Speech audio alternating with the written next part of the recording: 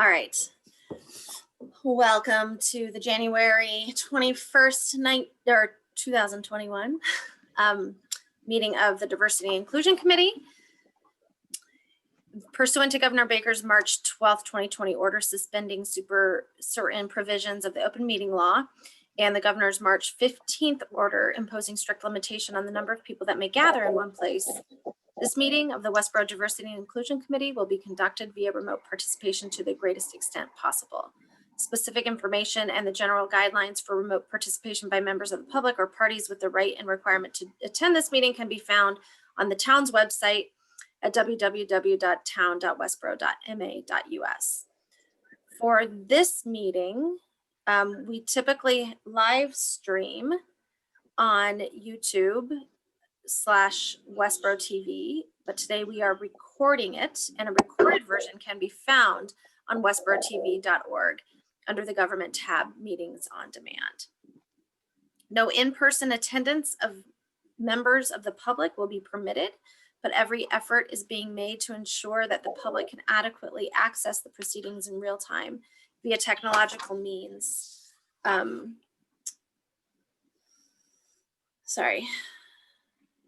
Westborough TV. In the event that we are unable to do so, despite our best efforts, we will post on the Town of Westborough's website a recording of this meeting. To contribute to the discussion on any agenda items, members of the public can always send an email to us at the email address diversity@town.westborough.ma.us or call me, the chairperson, at 508-366-3090. Rana cannot be here today. And Alma is texting me about being able to participate, and rather than me try to, oh, there she is. Okay. I was gonna have you contact her, but I just admitted her. All right. Hi, everybody. So nice to see you.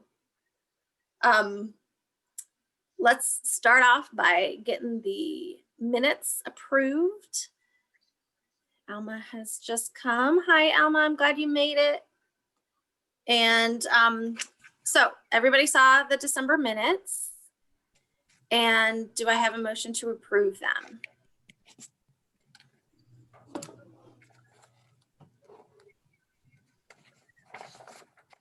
I'll make that motion. Okay, Shelby is motioning to approve the minutes. Can I have a second? Second. Kim, any discussion or changes or edits? Okay. Sorry, I just can't get off mute fast enough. The only suggested change is that we just note that it was where they were roll call votes. Oh, I did. I changed the language. I hope I didn't send you the wrong version. I thought I edited them to say they were roll call votes for the December minutes or the November minutes and adjournment. I was going to say, Okay. that was the only thing I had that was a roll call vote. I didn't see that Any we vote voted. should be roll call, and just going forward, we'll list out the name and the vote. It's supposed to individually identify. Oh, we can't just say by roll call vote. We have to actually list the people and the vote. All right, even if it's unanimous. Correct. And we say who abstained. Wow, okay. Like I never said, heard we're of bringing that, it but back I'll to take your meeting word in for it. person. Always learning. But Alma, just my compliments. They were really good minutes and really thorough, and it helped me remember a lot. So thank you. Okay, we're gonna do a roll call vote to approve the minutes now, starting with Dan. Barber, yes. Ryan. Quinn, yes. Sarah. Connors, yes. Shelby. Marshall, yes. Ema. Ness, yes. Alma. Yes. Kim. Foster, yes. And Presley, yes. All right, either you guys need to talk slower or I need to write faster. Well, you can just say that everyone, you can just, as long as you have who's listed, we all voted yes, so that'll be easy to go back. And it just acknowledging Maeve Hitzenbuehler in the room. We're happy to have you. Looking forward to your participation in one of our later agenda items. Okay, so I just put our next agenda item as acknowledgement of current events and holidays, because there's just so much. And I think, oh, Shazia, I did not call your name because I'm not looking at your face. And I apologize. Shazia, what is your vote? I wonder what it is. It's yes. I just Thank wanted to you. make sure I was accounted for.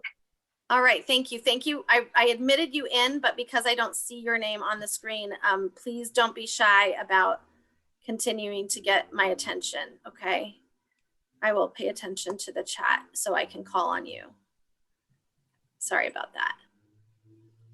All right, so we're the Diversity and Inclusion Committee, and we have a specific charge, which is to review town services to ensure services are provided equally and are accessible to all residents, and further to identify ways to promote increased diversity and inclusiveness in town services, employment, and volunteers opportunities. And that said, even though it's a narrow focus, there are lots and lots of things that impact that. And I just want to acknowledge in the world that there's a lot going on that impacts issues of diversity, inclusion, and equity. And I mean, we don't have a time for a discussion, but I want to just acknowledge that we have a new president, and that's a really big deal. And this particular president with no, just I want to state factually, is addressing a lot of issues of addressing race, racism, diversity, inclusion. And so I think that we will be noting the impact of that in our larger society and locally.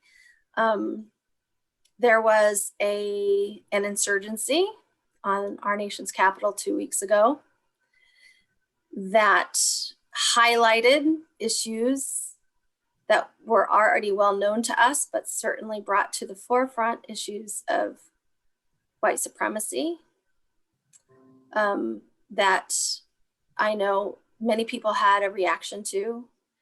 And on behalf of Youth and Family Services, I provided a statement in response to those events, trying to acknowledge and support the people in taking care of their emotional and mental health in response to that.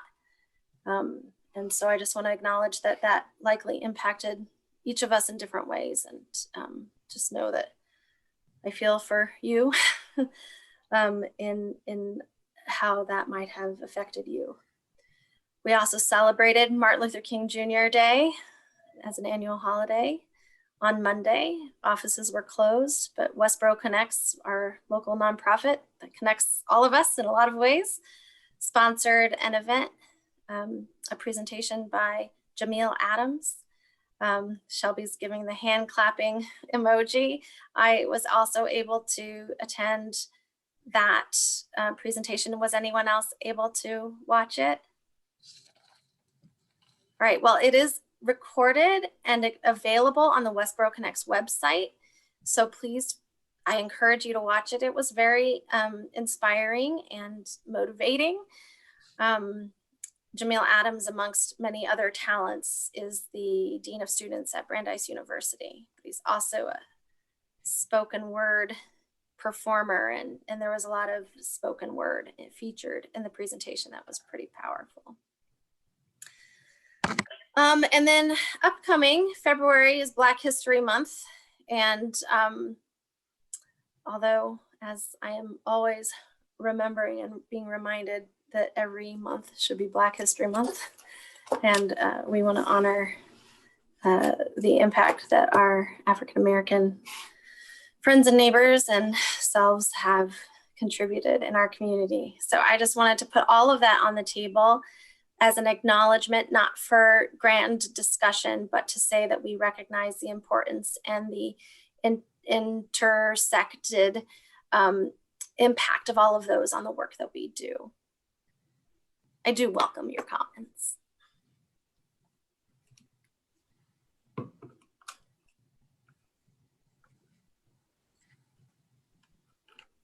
All right.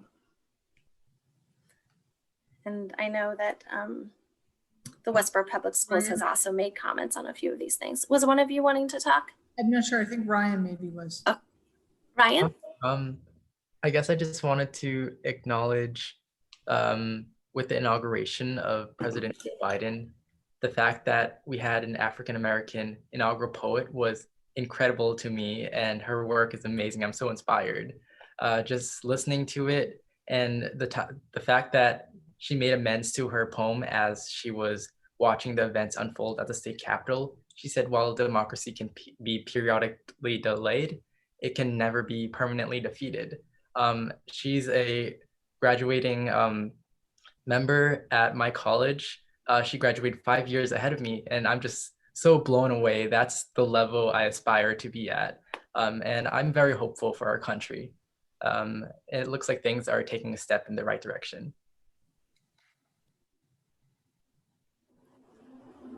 I get goosebumps thinking about that. I'm just going to give a shout out to, how about we have a female vice president who also has is representative of a diverse, ethnic culture, being both Black and South Asian, and amazing, absolutely amazing, and a child of immigrant. Well, she is first generation, right?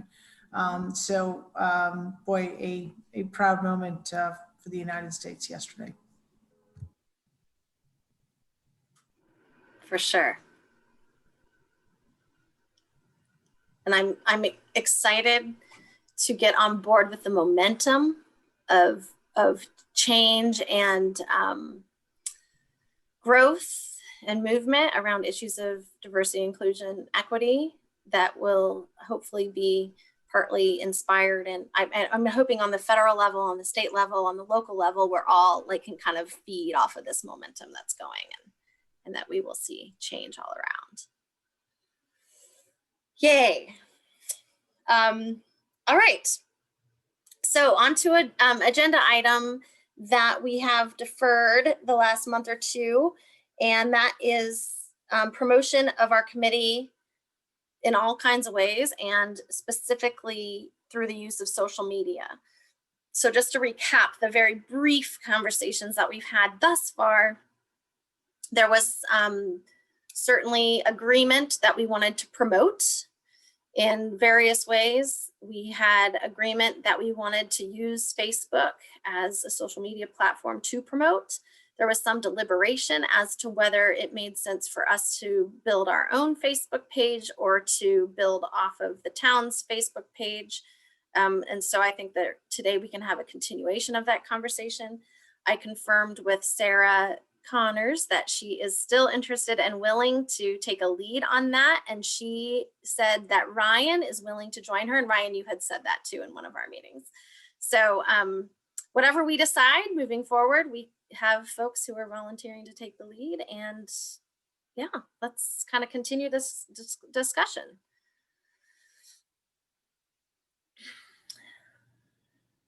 So- Sarah, do you want to share your thoughts? I know you had a few thoughts on it, so maybe we'll start there. Sure. So I know that it was communicated between us about the difference between either posting to the Westborough Public's Facebook that already exists or having our separate account. And I was thinking about it, and I feel as though it might be more useful to have a separate account just because of the populations. They'd probably be more comfortable following along and being a part of a discussion with our group more so than with the whole town at this point. And I also was thinking like we would be able to post more things like events or this is coming up and here's some access to this and access to this. And I don't know if it would be not bothersome, but a lot of me bothering the town about posting it on their Facebook rather than it just being a separate, oh, this is a cool event, let's throw it up on the Facebook account.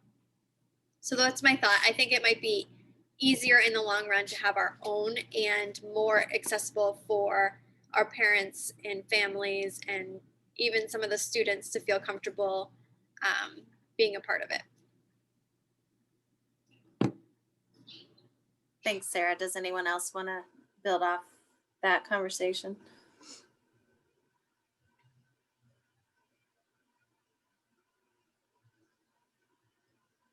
Any other strong feelings or opinions about starting our own Facebook page versus posting on the town's website or the Facebook page.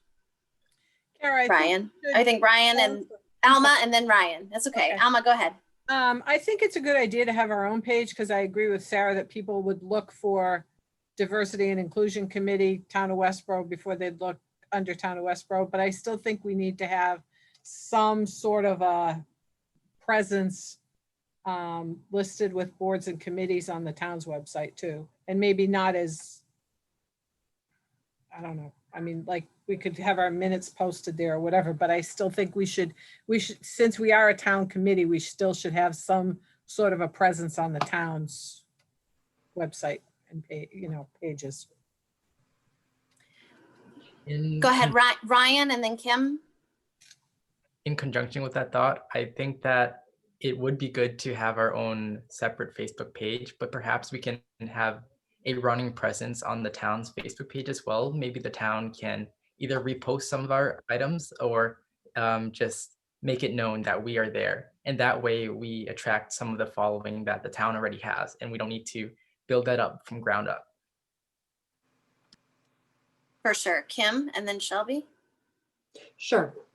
We mentioned this at the last meeting and it's still in the process of being rolled out, but the town manager has a communications plan that addresses actually going the opposite direction than I think what's being proposed here in streamlining the number of social media, continuing to use social media, but instead of having individual departments and boards have their own, to limit the number and then allow or provide an opportunity for boards and committees to post to those existing sites. So instead of each board and committee developing its own Facebook page, trying to centralize and reduce the number that exist. So that's what's being rolled out. Kara, I think it came up at the last department head meeting it's in the works right now. Yeah, that's right. So individuals would, departments and board and committees would identify staff to have access to it. So it's not an issue. It just, instead of a separate diversity and inclusion, instead of every department and every board and committee having its own Facebook page, Twitter account, things like that, they would be streamlined. Do you think does that mean that, just to be concrete about it, that we shouldn't start our own page before that communication is finalized? I would suggest not doing so, just so that we don't expend time and effort on something at this point. To me, I think the maybe more fruitful or important discussion is the content, because what site it gets posted to or what page, or, I think I'd like to talk more about the content and what would go out. Good, thank you. That's really, let's definitely turn the conversation there. But first, let me see what Shelby wanted to say. Yeah, so a couple quick things to think about. So I think we should think about, as we're having this conversation about Facebook versus websites and sort of what are those two purposes. I see a Facebook page as dynamic and interactive. And so we might think about how we want to use that. And that sort of speaks to, I think, Kim's point as well about the type of content. I think about, in terms of a website, absolutely think we should just be part of the town's website in terms of, we're a committee under that construct, if you will. I did, Kara, send some information over to you as chair. Just, I don't know if the group is made aware of it, but we've got a lot of updating to do on just the website as it is today. And so we need to do that. Like, the minutes need to be posted. They're not up there and they're not current. I'm not sure why. I don't say that in a blame thing. I thought that once we post the minutes that they would get posted. So those are some of the things, Kim, I think through the communication plan that we're trying to tighten up as we go forward as a community. And we don't have all of our members listed on that page. So that needs to be done ASAP. So there are some really easy things that we can do to kind of feel like we've got more of our president and presence and it's more active. And then as we have, it also creates easy Facebook feeds like, hey, we just posted the minutes to our last, our last meeting, go here, or we're having a meeting, it's going to be live streamed, go here. So I think that there's some really easy wins where we don't have to be sort of thinking about, oh my goodness, like what's this heavy burden, if you will, of content that we've got to now kind of create. But I'm pretty big proponent of like setting some goals around like how many times a week are we going to post. I think they should be achievable and smart and all that fun stuff. But they should be reasonable too, because I think for everyone here, this is a volunteer or, it's in addition to your day job, right? So a couple times a week, I think is more than enough, but we can talk about that. And I would encourage everyone to read the town's communication plan that was presented to the Board of Selectmen by our town manager, because I think it will give a really good framework. Finally, we have a social media policy that everyone should be familiar with and read if we haven't, just as a committee member. And Selectman Edinburgh is finalizing, well, we're finalizing, and then we'll vote on it as a board, a committee handbook to guide committees in kind of lots of committee work. So I think that's something else that we can kind of look forward to. And that's, none of this is intended to be like, oh my God, she's putting me to sleep with books and plans and all this. It's really just to give some framework so we all sort of understand the rules of the road, even like things like Kim was talking about as we started today's meeting about like, roll call votes as an example, right? So those of us that are constantly in meetings get it, but everyone else is like, oh God, what is this thing, right? So anyway, those are just important things that I think we all as committee members have a responsibility to review. Thank you. I'm guessing I might have responsibility. It might be my responsibility to update the website and post to it. And I just don't know. So I think I really look for, oh yeah. And I'm happy to have you help, and thank you. I did see that you offered. I appreciate it. But I look forward to that handbook because I still feel like, 2.5 years into my job, I still struggle with how to handle all this stuff. It's funny, I was cleaning off my desktop on my computer and came across some of the state guidance on meeting. I'll separately from this, happily to share those through Kara to the committee. It's just some of and it's not the full 75-page book. It's the highlights on open meeting law and things like that.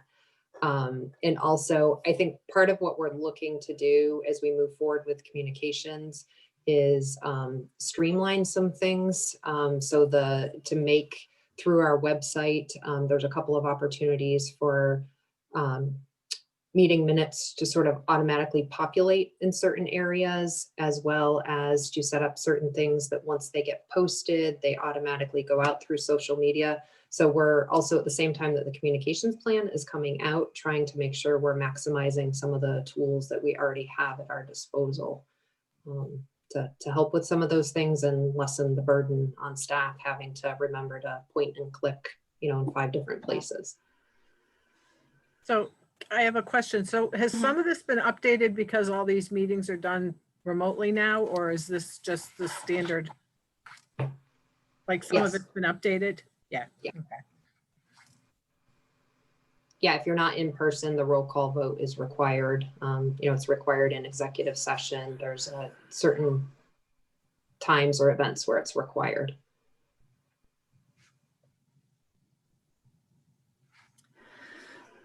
Okay, so we have some logistics to figure out about website and these kind of requirements. Let's go back for a minute to content of social media so that we can have a little bit more direction of what our next steps are. So please just share your ideas of what you would like to see on, well, and I would say not just social media, but on our website, because I think that both are valid and important. So I think it's important for cross-pollination of information and sharing, because I think the more we share, even from other boards and committees, their work as it aligns with this committee, or even to create awareness. I think that strengthens us as a community. So for example, last night at the school committee, they had a discussion about the race and racism survey that was distributed to parents, teachers, and students. And they talked about those. So having awareness of that coming up as an agenda item is completely appropriate for us as a community to say, hey, this is an important topic and here's the link, you can watch it live on Westborough TV. Simple example, but I think it aligns with our work. And if we miss it, we don't cross-post their calendar item, that's fine, but we could always kind of share the minutes or the link to Westborough TV. So that's like a simple example of content. Other work, I guess I just put that under other work going on. Alma has once we're back to normal, there's a Chinese program, right? And there's an outreach coordinator. There might be a piece on that she's featuring that we want to, kind of cross post. So I think there are opportunities there. I'm sorry, I just want to interrupt for a second. I have something that I have to tend to suddenly. Can I hand off just for a few minutes, can I hand off facilitation to someone else? Is that okay? All right.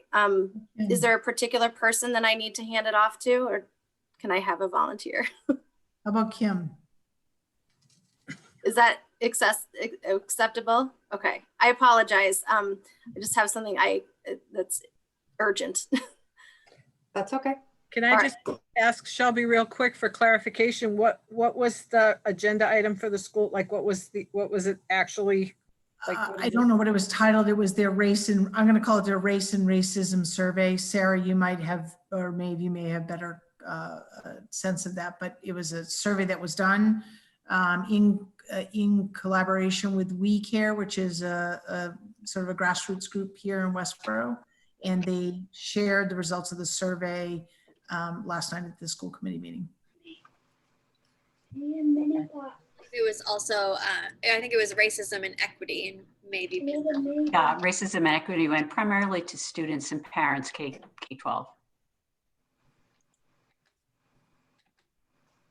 But again, that I just use it as an example. There's tons going on in our town. I think certainly the library, Dan could probably go on and on about, new books that have come in. And, again, I think that that's easy content rather than having to sort of create it. I just wanted to make sure I didn't call it something it wasn't. I was also thinking certain events that we could repost, like the MLK event would have been really cool. Even just to the parents that I know that aren't on that website, on that Facebook page, that I could bring them to the Facebook page, like things like that they would probably really enjoy that they just don't know about yet. So certain events that go on in town that we could push out to more people.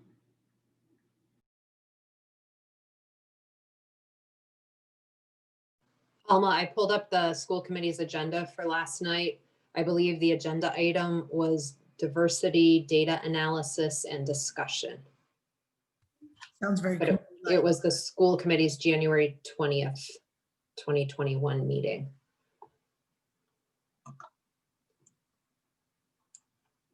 Oh, say that again, Kim. Diversity. Data analysis and discussion. That's the word I was missing.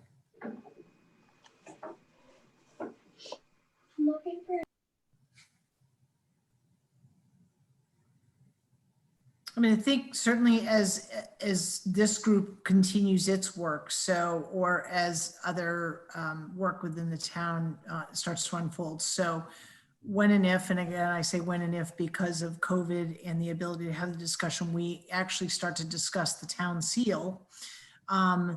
That certainly will be, I think, an opportunity for this committee to provide its thoughts toward that, as well as to point the community to, hey, there's going to be a forum about this, or here's where you can post your comments, or the like.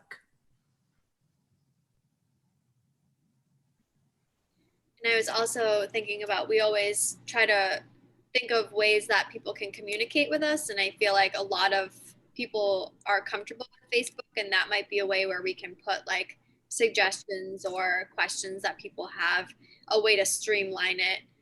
Because most people do have it on their phone, whereas they might not be able to write certain things or, you know, come to the town and fill out a paper or anything. So it might be easier to have another spot where they can quickly do it online if they have a question or concern.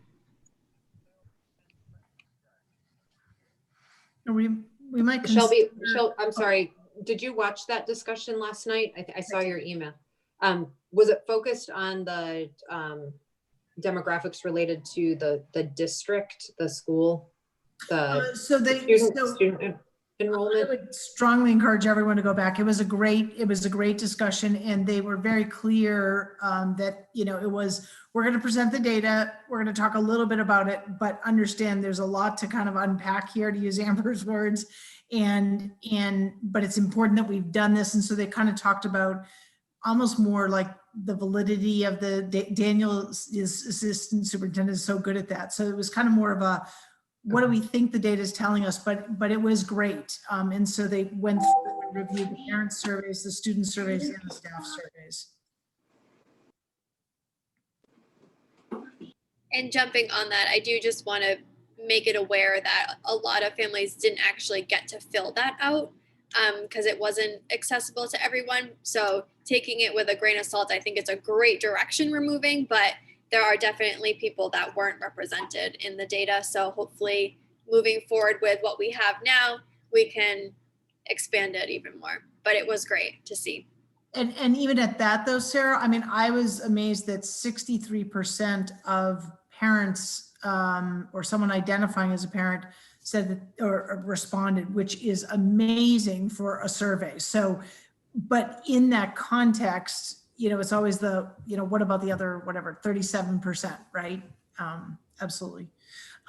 We might consider content, particularly on Facebook. I mean, I think maybe it's my bias, but I think that, you know, the website is a little more sterile, right? Minutes, agenda, you know, kind of if we develop policies or there's a new resource in town, that kind of stuff lives in the website. But Facebook might be used, you know, for some sort of survey. You know, has this ever happened to you? Or, you know, if you could, you know, if you've ever participated in a committee, what was your experience like? You know, I don't know, you know, so, but I think that there are tools within Facebook in which we could engage the community to gather their input.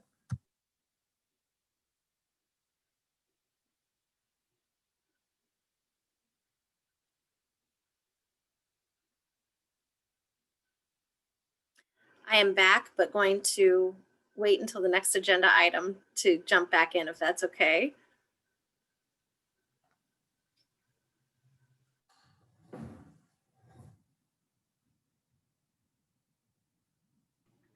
I think that's a pretty good attainable goal for right now. But I do like how Shelby was saying, like, let's make it something that we know we can handle. So like 2 times a week would be appropriate.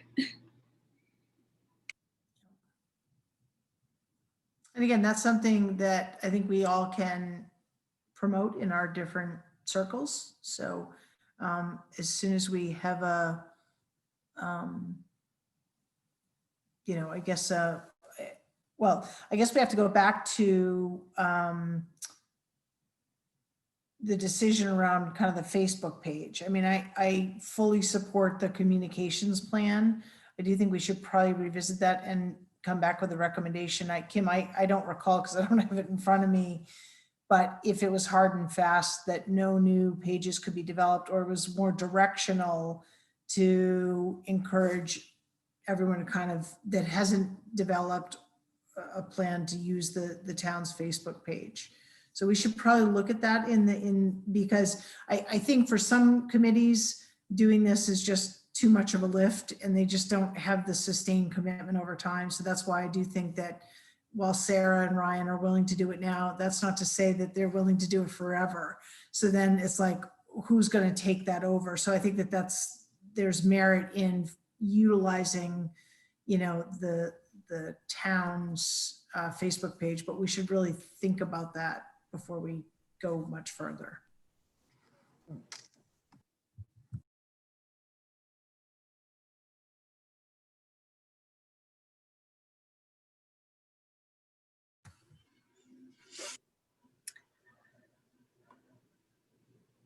Do we So- have specific action steps that I should note just before we move on to anything else? So I think we could just look at the policy and just see the plan, excuse me, it's not a policy. And then speak to, if everyone reads it, we can, Kim, you already have it up. I can see your,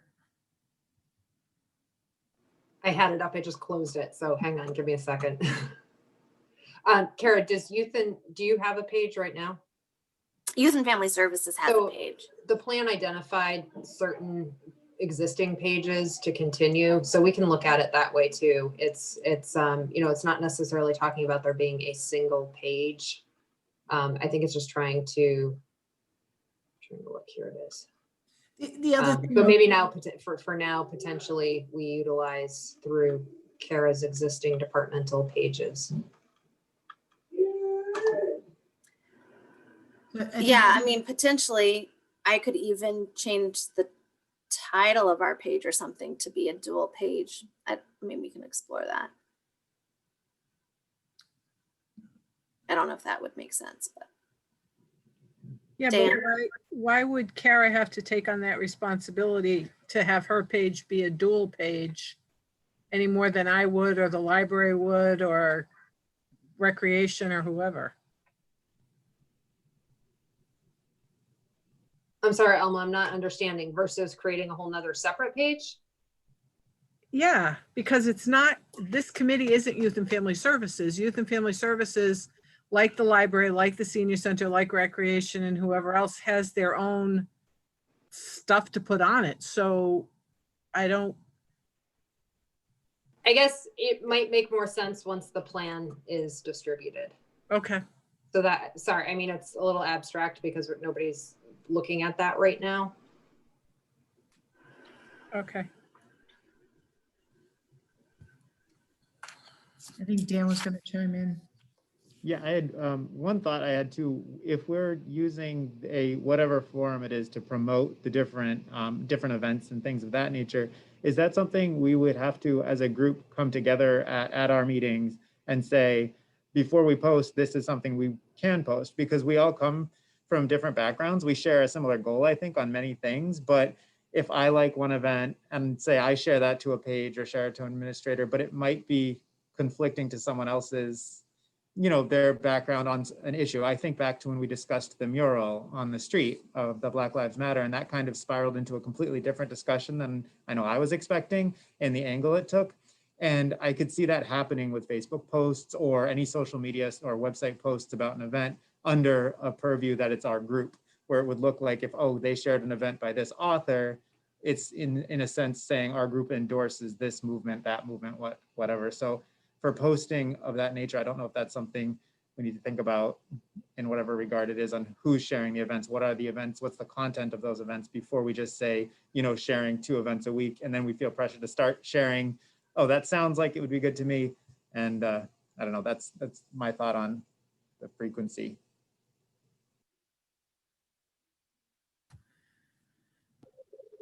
I think it's a great point, Dan. I will say that that's also, I think, a reason. I think social media can be a blessing and a sword or a curse, right? And I think that honestly, I've seen where individuals have taken town sort of associated social media pages and use them in a way that's really not helpful for the town or the committee's work. And maybe we even sort of ratchet that back a little bit in terms of the 2 a week, or to speak to, maybe set some guidelines, cross-posting of other town events, an actual town event, not even like, Westborough Connects or the Civic Club or anything like that, but town things are, that's like an easy given. And then other items would come up as a sort of a queued event, and we discuss it as one of our agenda items. Like, here are, 3 ideas, or, kind of here are 3 themes, and here's what I'm thinking. That would also give Ryan and Sarah time to sort of plan and coordinate the type of information they want to, they want to share. Well, we might not even have 2 things to post every week. Maybe some weeks we have nothing to post, and like I can see posting the Westborough Connects Martin Luther King thing, but what's going on? There's not, there's what's going on this week or next week, maybe nothing. So, I mean, I don't post all the time on my page, just, important things that are happening, not, so. Right, but I do think that the Facebook wizards out there, and the Google wizards or whatever would say that in order to create a community online, you do have to have, kind of regular traffic. That's the only reason why I was saying. I mean, I think setting a goal is important, because once you start to create some momentum, people are like, oh, I want to go to that site because I saw something interesting there, and it's an active site, as opposed to last time they posted was 2 months ago. So that's the only thing I think we need to keep in mind. So for the sake of time, I am going to jump back in, and Ema does have a comment, but let's make Ema's maybe the last comment before we move on to the next agenda item. My comment is actually kind of a nice segue into the next agenda item, actually, because I was thinking of possibly recommending to the town of Westborough, maybe the selectmen having a language and communications access department, because this is because it's part of communications, language access. I'm just thinking of this proposal that we just received from Kate Storm. I feel like just reading through it, I feel like a lot of this kind of ties into the same thing with the Facebook or social media. A lot of that has to do with kind of communications, and if there was like a separate group of stakeholders potentially to take that over, because I know, for example, like in other cities, like the city of Boston, they have a website that kind of takes care of a lot of that, especially when it comes to outreach through interpreter lines and whatnot. So I was just wondering if that has ever been a proposal. So segue accepted, and I can officially step back into facilitating if you all are ready for that. So that's sort of what's on the table, Ema, I guess, is my not so secret goal, is that there be some kind of formal language access plan developed townwide, and that might be tied in with some other kind of communications plan. It might be tied into some other efforts that are happening in the town. But I think that is a really good place for this committee to be making recommendations, to be doing research and making recommendations. So to that end, Mike is not here, so he is not going to be able to report about follow-up about data from the clerk's office, but just to review where we left things with the language access plan last week, was that Mike was going to see what data he could get from the census information that's collected in the clerk's office, and I was going to gather information from the Westborough Public Schools, hence our guest today. And then we also, since our last meeting, received an email from a resident, Kate Storm, which I've shared with all of you, making specific requests and recommendations about language access for the town. So yeah, let's start with data, and then we'll touch base on the email we received, and then we'll talk about sort of action from this point on. So Maeve, as is usual, stepped right up to the plate to act right away. I emailed her like 2 days ago to ask for data, and here she is with it ready. So thank you, Maeve.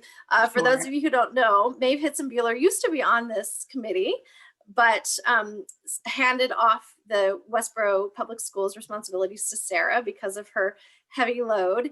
But she is the director of English language learning programs at the Westborough Public Schools and is a close partner with Youth and Family Services and someone I like a lot. So I'm happy to introduce Maeve to the rest of you. And Maeve and Sarah, or maybe Sarah with Maeve's backup, I think, is going to share with us data about, I asked specific questions about about language representation in the schools. I'll just let Sarah share with you what you have. And yes, Maeve, please jump in with anything you want to add, because like I said earlier, you are the expert. So I think we have many, many experts, Sarah, and you're definitely one. You know, and I was on this committee and I didn't give up the committee just because I was too busy. I'm actually teaching race and racism courses for teachers and diversity lit courses for teachers as well. So 30 weeks of teaching, which does take up, you know, the time during the time that you all meet. But it's a terrific committee and I'm loving seeing the new faces. So take it away there, Sarah. Okay.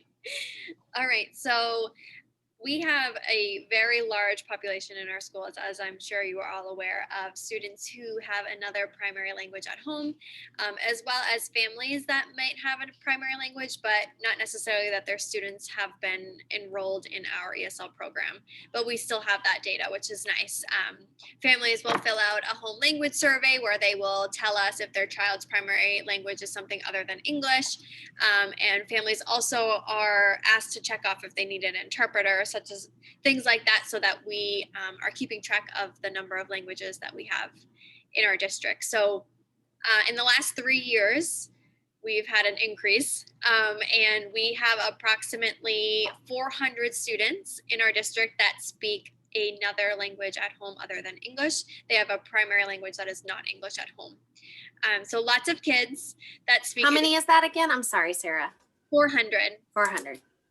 And those are the kids who are in the ESL program. So there's a you know, the other subcategories are kids who are not in the ESL program, and Sarah will explain why. But these are kids we give English language services to throughout the district. Yep, so they will have a separate ESL teacher that will help them. But there are other students, lots of other students, definitely in my school over here at Hastings, that have another language that just don't need the extra English help, but that does not mean that they don't speak another language. But we do have the data of the parents. So we have around 900 families that speak a different language at home other than English. They do not qualify for our help as their English has been tested, and they are around the typical learning English level of our other students. So they don't qualify for our services, but they do speak a different language at home as well. So 400 that qualify for our additional support, but 900 families approximately total in the district that speak a different language. And what, just to give context for those who might not know the size of the district, can you tell us sort of like percentage, or just give us the numbers of how many kids are in the district? So kids who are in the program make up approximately 11% of all students in the district. That the 900 families of kids who are no longer requiring English language services are called former English language learners. And they're no longer receiving services, but we have almost 400 of those kids too, who have graduated out of the program regardless of grade level, and their parents primarily speak a language other than English at home. And we have 29 different languages that are spoken across our school district, which is fascinating. When I first started working here, that was such a cool thing for me to learn. Lots of different languages that I didn't even know would exist here in Westborough. So yes, we have 29. Some of the ones that you might not be so aware of would be things like Bengali or Urdu or Kannada. We have a lot of students who are speaking lots of languages that we might not necessarily consider when we're thinking of like our top languages, because we definitely do have like a solid top 5. And those would include Spanish being our largest population, pretty closely followed by Telugu. And then we have Portuguese, Cantonese, Arabic, and Tamil. So we had those top 5, but all including, we have 29 different languages spoken here in Westborough. Spanish and Portuguese would be the top ones that would be requiring translation. So when the parents get those home language surveys, we have found that most of the parents and families that need translations are from Spanish and Portuguese speaking households. Sarah, what sort of assumption does that data make? I mean, that's based on people that are asking for translation, but we're getting the same rate of return for, the questionnaire coming back in English from all those other languages? Yes. So in order to come to the schools, they do have to fill out that form.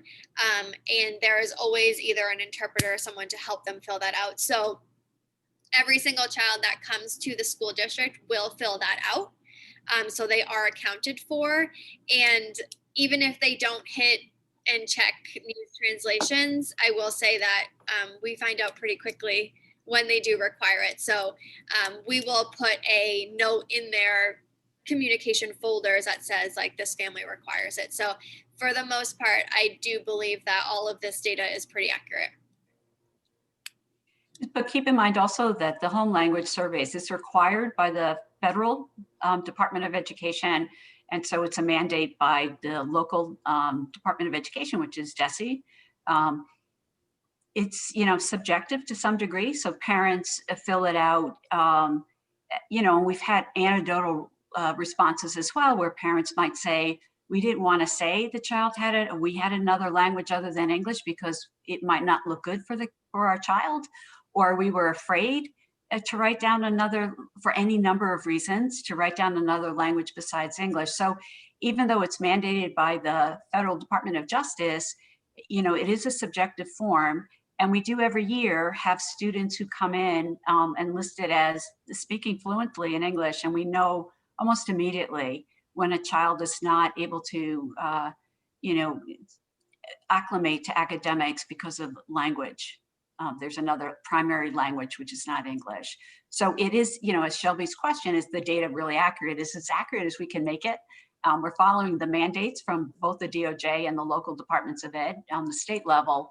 But again, parents filled out the form, and there's bias in that as well. Bias about parents' understanding of the American school system, bias about just fear for any number of reasons. And it could be fear of, from coming from first countries where you fill out too much data, it doesn't work out well for you, or it could be fear because they're not understanding US law or policy or school policy. So it is a little complicated web every year as we try to discern who really does need English language services and how to provide them. What are the questions that you ask of families when they first come into the district related to what kind of communication you need? And let me offer context of just saying, like, I also am aware that people speak a lot of different languages, and then we have variable literacy levels. So how do you find out how you can most effectively communicate with families? So I can only speak really for the school that I work for. So I'll go first, maybe, then maybe you. Sure. Yeah. Okay, so we do actually have a lot of families that our literacy levels are very different. And I think the biggest thing that we do well here at Hastings is just the relationship that we build with the families. Over, just a couple weeks, the families will really understand, like, they can trust us, and we can find out pretty quickly if they're not actually reading the things that we send home. In which case we have translators that have made calls for us, or easy ways to send them voice messages instead of the written communication. But I will say that it definitely depends on the level of trust, but most of the information, and this is definitely a work in progress over here, but most of the information, the really important stuff, is somehow communicated, even if the parents cannot read the language. We also have multiple dialects. So there are families who speak Quechuan, which is a language in South America, primarily Guatemala and Peru, which has a very linguistic forms that are similar to Japanese, so very, very, very different from Spanish. And so people who speak Quechuan sometimes have been come from the very rural sections of Peru, let's say, where I have lived for many years, and they may not have access to education or have access to very little or limited education. Often we see parents in our ESL parent classes on Thursday nights who will come in and will say they can't read in their first language. And that's where so we're teaching them sometimes to read for the first time in English. So that's where we're seeing where the literacy levels might be quite low. Or if we have a parent or parents who just won't fill out the paperwork and we do a house visit and they tell us often at a house visit more securely, they feel more secure that we're coming to them, that they can't read, that they can sign their name, but they can't read. So there's a growing number of parents who are coming to us. It's still a small cohort, but it's growing. So you asked that question about literacy there, Kara. And so we try different ways to figure out, what's going on with the family. Or a child might say, my mom only went to 3rd grade or 4th grade or 8th grade or whatever it was. And then we try to give more support to those families. So as Sarah said, we're looking at technology, you love it, you hate it, right? So we love it when it's able to help our family. So Audible is really great. Any kind of technology that we can infuse where parents can access it in some way. And often it is verbal language where we can get parents to come to the table for any number of things. I'm just like in awe of the ways that you can personalize the communication per student and per family based on the relationship you build with them. I'm really aware that is probably not transferable on the universal town level. Yeah. But I am interested in the things that we can learn as a town from the school district about some of the less personalized ways that you have developed these communication tools. And I would be interested, like, for example, I know that when the superintendent's office sends out a large mass communication, there are links to 5 languages. And is it safe to assume that those are the top 5 languages in the district? Where people have requested translations. Okay. All right. Thank you. That is also helpful. So with those communications and others that are maybe more school specific or smaller scale, what do you do for those families that aren't in that, those 5 translated, who obviously they can read and they have requested translation in those languages. So how do you get those messages to all those other families you're talking about who speak different languages or may not be able to read? So Sarah, like other teachers at Hastings and the other buildings, have built relationships with parents and they contact them individually or they contact them through WhatsApp. We also have a cohort of English language leaders who are parents. They're in our LPAC group, so English Language Parent Association group. And the parents we have are from the 5 most requested languages that are the leaders of LPAC. And they also have their own WhatsApp groups in their designated languages. And they often get out information. I would say that our parents are amazing with helping each other and supporting each other. And when people come in new to the district, there's often a group of parents that will help get the family settled in terms of what schooling is like, what paperwork they need. And so it's developing those parent leadership networks, I think, is key, Kara, so that the parents are, in a sense, supporting parents, especially parents who have been here for a number of years. And they know what it's like to come to a new country and have their children into a school system that they may not really fully understand how it works. So that's what we do, is we really do communicate through the parent networks as well. And then, as I said, the teachers are really terrific. Phoning parents, phoning kids as the kids get older, phoning the kids directly, where have you been? School's been in session, that kind of thing. Or do you need, X, Y, or Z, right? Thank you. That's really helpful. Do you think that the LPAC leaders would have any willingness and interest, and I do not want to abuse their role. Do you think that they would have any interest in serving in any kind of sort of advisory capacity or like information giving capacity as the town continues to try to figure out our communication plan? Yeah, it's been difficult in this pandemic. So normally I would meet with them, 6 times a year, a school year. And normally we would have an event to call in parents once a year as well. We tried to do it twice a year, but the pandemic again stopped that. But I definitely think that they would love to be part of an advisory committee as well as parent leaders, so that they're more, visible in town. I hear townspeople say often, well, how can that be? How can we have so many linguistically and culturally diverse families? They don't see them on the streets. They don't see them at events, but that demographic is quite large in this town. Yeah. Thank you.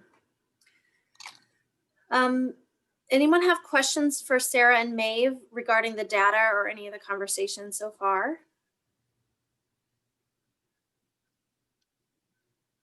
I guess just to reiterate the question Kara asked earlier about the families who don't speak a language that's one of the top 5 or one of the popular languages, what is being done to ensure that they receive equity and equal access to the opportunities provided by town and schools? That's a great question, Ryan. And as Sarah said, there are many languages that are not represented in the languages that we have normally translated. So, for example, Farsi or Vietnamese or Laotian, we don't have in-house interpreters. We go through a group called Bay State Interpretation, and often they will be the ones who will either communicate verbally or in writing. Sometimes it takes, Ryan, a little bit of time to get, let's say, a Laotian speaker to come in for parent-teacher conferences or to relay information that the parents really need and haven't responded to. So it's always a work in progress, and we're always looking at who's responding, who's not responding, and what else do we need to do. But as the district is growing in terms of many, many different languages, I think that will be in the forefront of our trying to figure out. And one of the most important things we do is how do we really communicate? Thank you. As someone who's Lao and Oh, how great is that? yes, I really appreciate the accommodations you guys are trying to provide for students and families who don't come from, I guess, a popular background here in Westborough.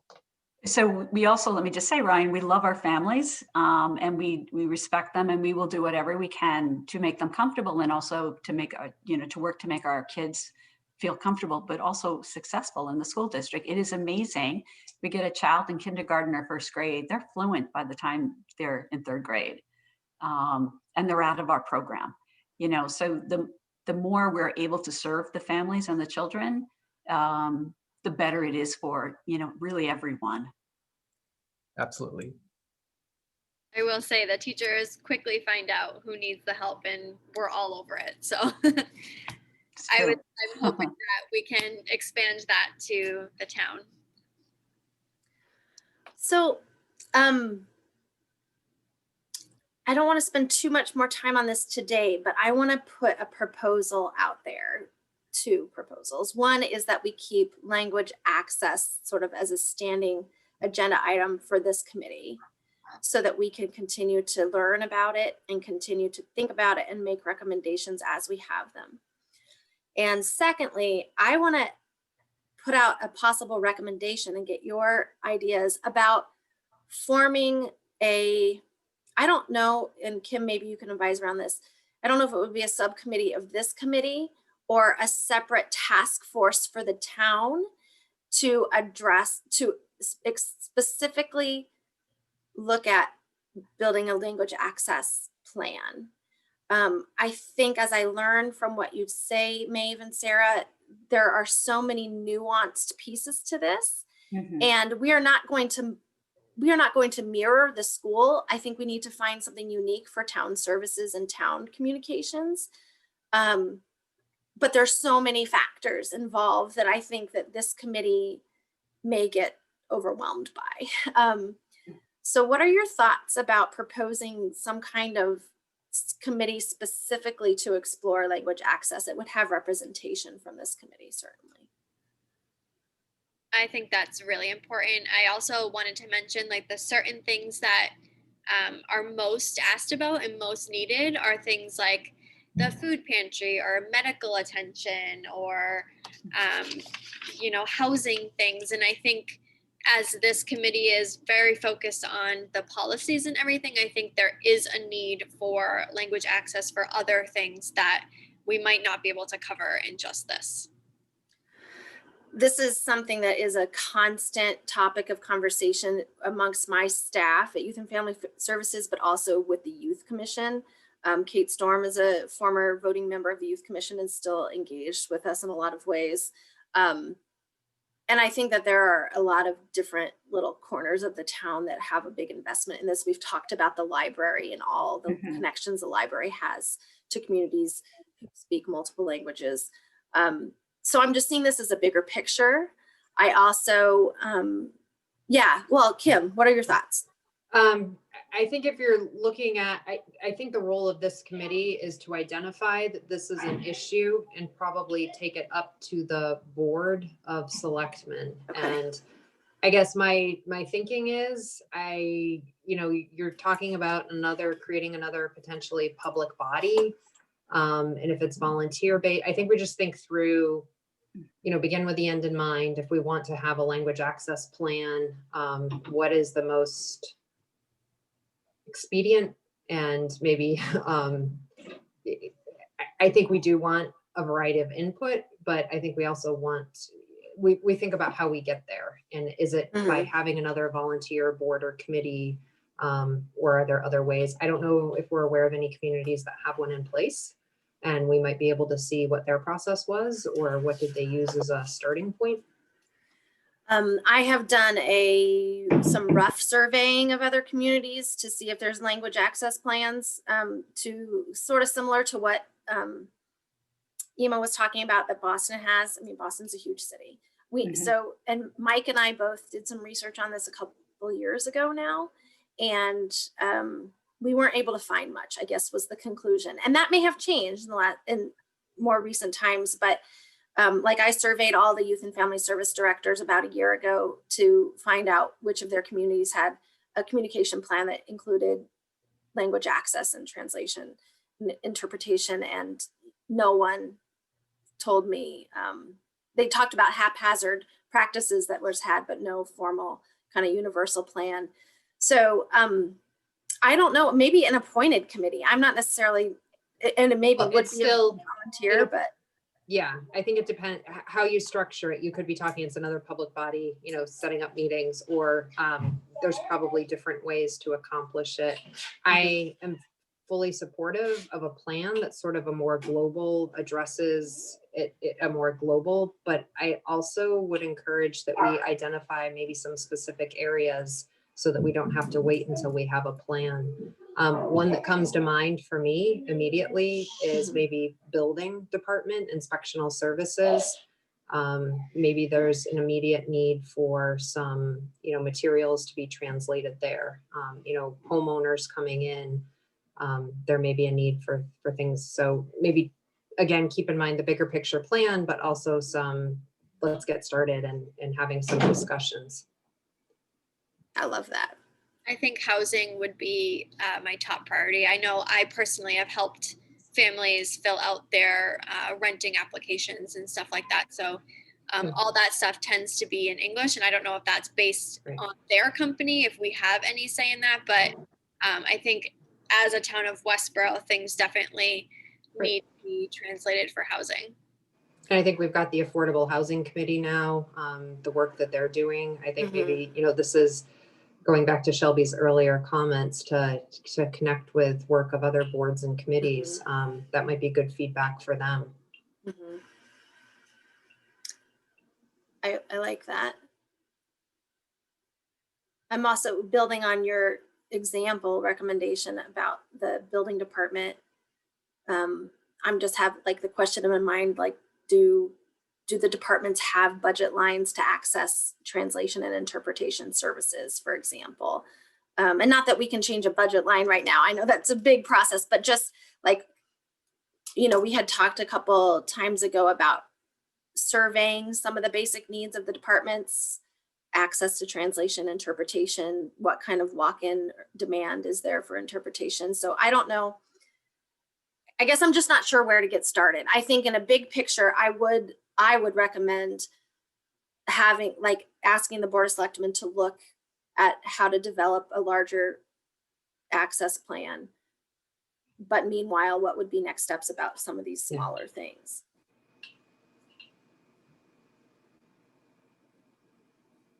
I mean, Carol, one opportunity maybe at one of our department head meetings is to have some discussion that this has been talked about here. And I don't know if it would be as the full group of department heads or maybe pulling a few individuals together and start having some conversations with other staff. My concern is if you ask them, what are the needs of people who walk in?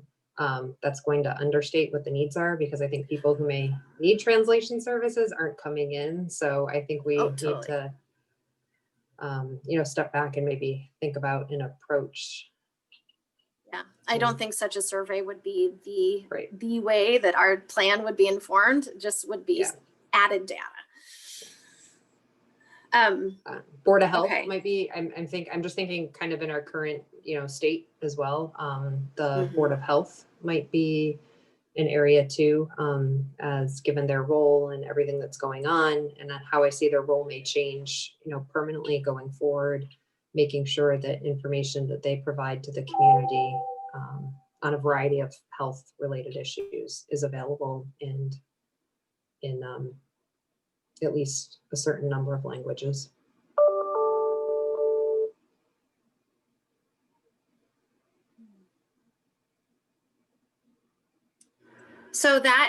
So connecting with other department heads certainly is something very tangible and achievable that I can do within the next month, that I with Kim's help can do in the next month. And, you know, Alma's a department head as well, so she can help us as well. As far as any other action steps this month, yeah, Kim. No, I'm wondering, what if, you know, Kara, if you and I commit to reaching out to, a little challenging right now, I hate to put anything more on the Board of Health's plate, but maybe attempt to reach out to Board of Health and maybe the building department and start there, get some feedback and bring it back to the committee. I mean, I think just hearing their thoughts and bringing them back to the committee may help inform our discussion. And then I would also suggest that, you know, we filter this up through the board for consideration as a goal, maybe the development of a language access plan as a goal for the town.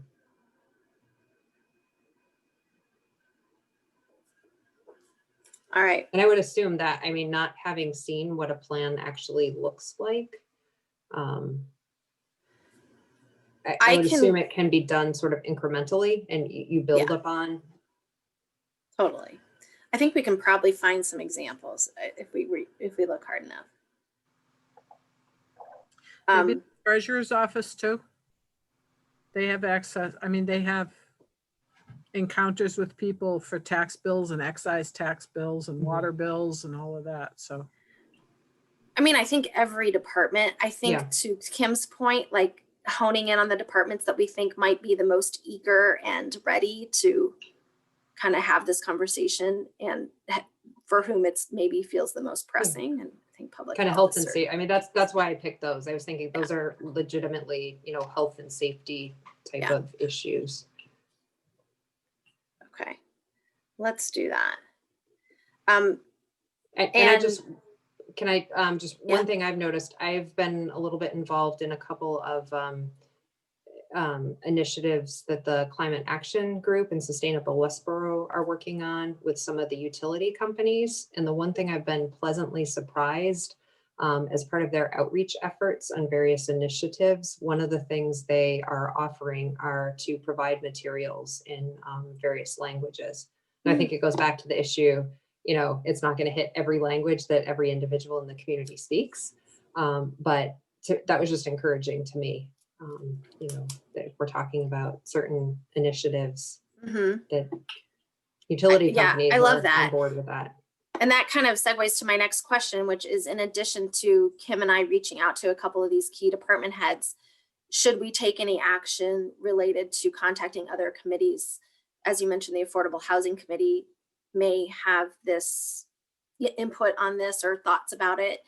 Youth and Family or Youth Commission certainly would. I don't know about the Council on Aging. Should we reach out to committees at this point or no? I guess what would we be reaching out to ask or to recommend at this point? I guess there's not, I guess the only question I would have is sort of very like broad, saying we're starting to talk about, like making them aware that we're starting to talk about language access on a town level. And we, you know, your committee came up in discussion of a group that might be impacted by this or have input in it. Would you like to be involved in future discussions? Sort of non-committal, but gauging interest. I don't know.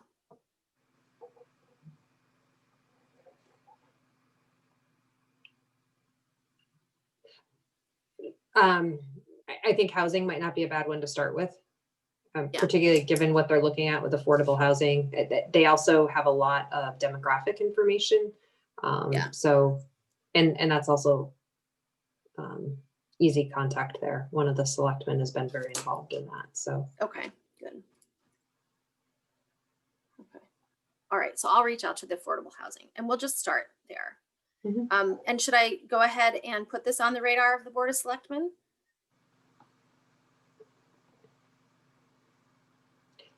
I'm curious, and maybe it's not mutually exclusive. I'd love to see just what a sample plan looks like, to have Okay. some idea what we might be talking about, so that if it's something that goes to the board, they can have some idea of what it would look like, or what a process around developing one, instead of just here's what we're thinking about, be able to put a little more behind it.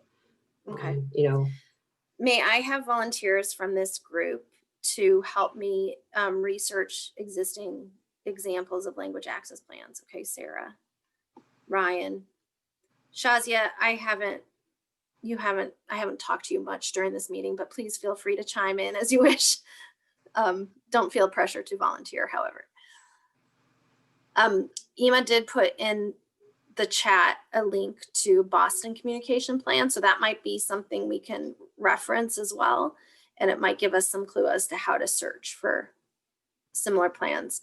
And let me suggest too, this was also mentioned at a previous meeting, we don't necessarily just have to look at language access plans for towns, because I don't know how many exist. I think we might have to use other institutions as examples. Shazia says she's taken everything in. So maybe that could be medical institutions, that could be large corporations. So we can kind of get creative in where we look. And why don't you just start by emailing to me what you come up with, and then I'll kind of sift through it and bring to this group next month what rises to the top. Thank you. I'll do some too.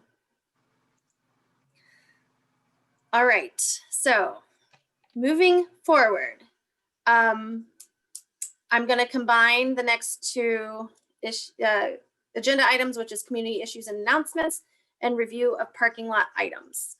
And Kara, thank you so much Yes. for inviting me. I have a Yes. 4:30 meeting, and so I'm going to hop out and go to that one. Yes, thank But you. you guys Liz. are doing such extraordinary work. So thank you so much for all the work you're doing and the insights you have, and all of the different thought processes that went on today. It was just, it's like a big puzzle coming together. So thank Yay. you again very much. Thanks, Maeve. It's nice to Good have luck, you. everyone. Nice seeing you all.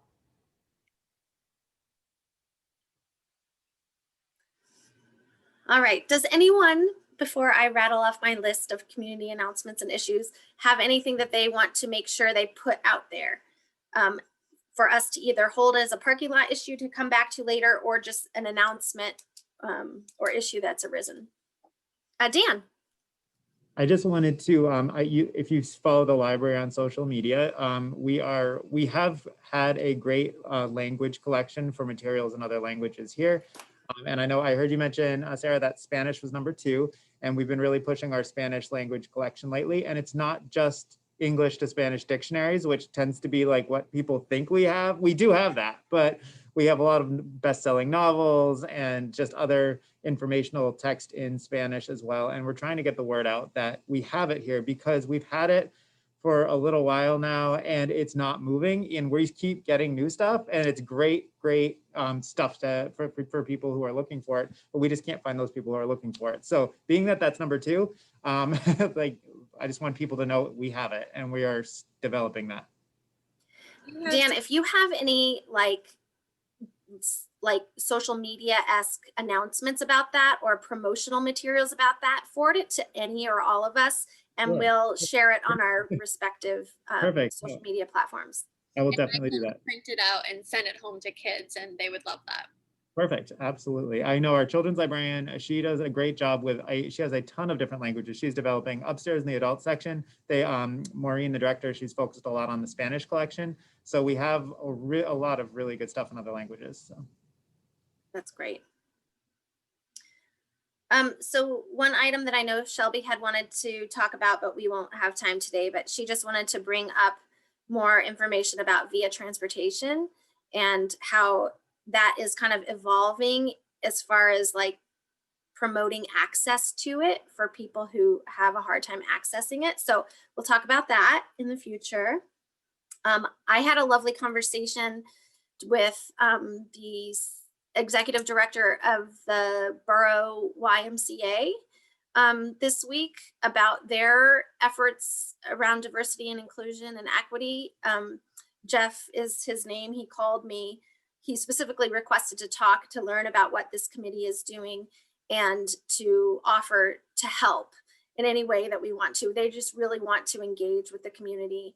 And so I'm actually going to invite him to our meeting next month just to share what they're doing at the Y and some ways in which they might be able to connect with us and serve as a resource to us. So I hope you won't mind that. I think this might have been said right at the beginning of the meeting, but in case you don't know, the data from the survey to the schools was just released. This is parent, teacher, and student perceptions of racism. This is a survey that was distributed in the winter or right before at the end of 2020. And that data is now available to review. So I don't know exactly where you can find it other than the superintendent's email that she just sent out, but I'm sure there are other ways too. So we might discuss that at a future meeting as well.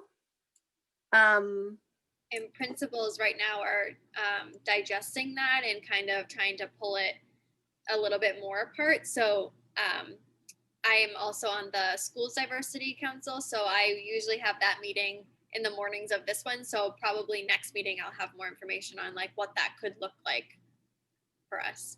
That's awesome. Thank you. And then just noting that we kind of have put on hold the topic of diversifying committees. I'm going to connect with Kim and there's a new HR coordinator hired in town. And so I'm going to connect with them. So that's just something we'll keep in the parking lot and keep talking about. I just wanted you to know it's still on our radar. Similarly, having conversations about Westborough town staff training and similar things. Those are all works in progress. Any other announcements before we adjourn? All right, may I have a motion to adjourn? So moved. Kim, a second, please. A second. Stan. All right, I'm gonna roll call. I will start with Shazia. Shazia, yes. Okay, awesome. Kim. Foster, yes. Ryan. Win, yes. Alma. Yes, I see it. Thank you. Sarah. Connors, yes. Dan. Barber, yes. And Presley, yes. Meeting is adjourned. Right. All right, I will send this recording to Westborough TV. All right. Thanks, everybody. Thank you.